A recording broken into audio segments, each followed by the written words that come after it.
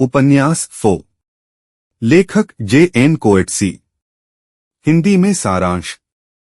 एक उपन्यास का मूल उद्देश्य फो दक्षिण अफ्रीकी लेखक जे.एन. कोएट्सी द्वारा लिखा गया एक उपन्यास है जो डैनियल डिफो के रॉबिन्सन क्रूसो पर आधारित है, लेकिन इसे एक स्त्री दृष्टिकोण से प्रस्तुत किया गया है।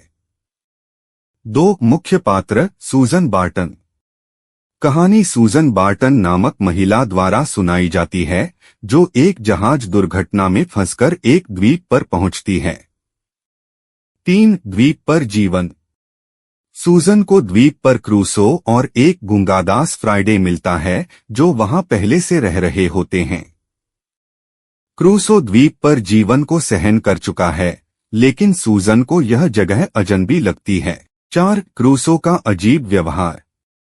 क्रूसो कहता है कि उसने जानबूझकर कोई सर्वाइवल कहानी या रचनात्मक कार्य नहीं लिखा क्योंकि उसे उसका कोई मतलब नहीं लगता। 5 फ्राइडे मौन की गूंज। फ्राइडे बोल नहीं सकता क्योंकि उसका जीभ काट दी गई है। उसकी चुप्पी पूरी कहानी में एक महत्वपूर्ण प्रतीक बन जाती है, वंचितों की आवाजहीनता का। 6 बचाव और इंग्लैंड वापसी। कुछ महीनों बाद एक जहाज उन्हें बचा लेता है। रास्ते में क्रूसो की मौत हो जाती है और सूजन व फ्राइडे इंग्लैंड पहुंचते हैं। 7 लेखक की तलाश। सूजन तय करती है कि उनकी कहानी को किताब का रूप मिलना चाहिए और इसके लिए वह प्रसिद्ध लेखक डैनियल फो डिफो से संपर्क करती है। 8 फो और कहानी का नियंत्रण। फो सूजन की कहानी में अपने अनुसार बदलाव करना चाहता है। वह सूजन की कहानी को रोमांचक और पठनीय बनाना चाहता है। 9 स्त्री की कहानी पर नियंत्रण।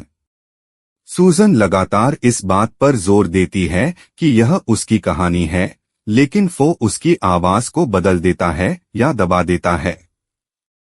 यह स्त्री के अपनी कहानी पर अधिकार की लड़ाई बन जाती है। 10 फ्राइडे की चुप्पी। सूजन चाहती है कि फ्राइडे की कहानी भी सामने आए, लेकिन फ्राइडे की चुप्पी समाज में दासों की आवाजहीनता को दर्शाती है। 11 कहानी बनाम सच्चाई। फो सच्चाई से ज्यादा कहानी के ड्रामा पर ध्यान देता है, जिससे यह सवाल उठता है, क्या लेखक सच के साथ न्याय करते हैं या उसे तोड़मरोड़ देते हैं। 12 लेखक सत्य और प्रतिनिधित्व। कोएट्सी इस उपन्यास के माध्यम से पूछते हैं, कौन किसकी कहानी लिखने का अधिकार रखता है और जिनके पास आवाज नहीं है, उनकी कहानी कौन और कैसे बताएं। 13 पोस्ट कोलोनियल दृष्टिकोण। यह उपन्यास पोस्ट कोलोनियल लिटरेचर का एक उदाहरण है, जहां साम्राज्यवादी, पुरुषवादी, लेखक केंद्रित दृष्टिकोण पर सवाल उठाए जाते हैं। 14 फ्राइडे वंचितों का प्रतिनिधि। फ्राइडे का मौन और सूजन की असफल कोशिशें दिखाती हैं कि असली वंचितों की आवाज को हम शायद कभी पूरी तरह समझ नहीं पाते। 15 उपन्यास का अंत अस्पष्ट और प्रतीकात्मक। उपन्यास का अंत फ्राइडे के मौन और एक संभावित जलनाटक वॉटरी ग्रेव सीन के साथ होता है, जो हमें शब्द, मौन और सच्चाई की सीमाओं के बारे में सोचने पर मजबूर करता है।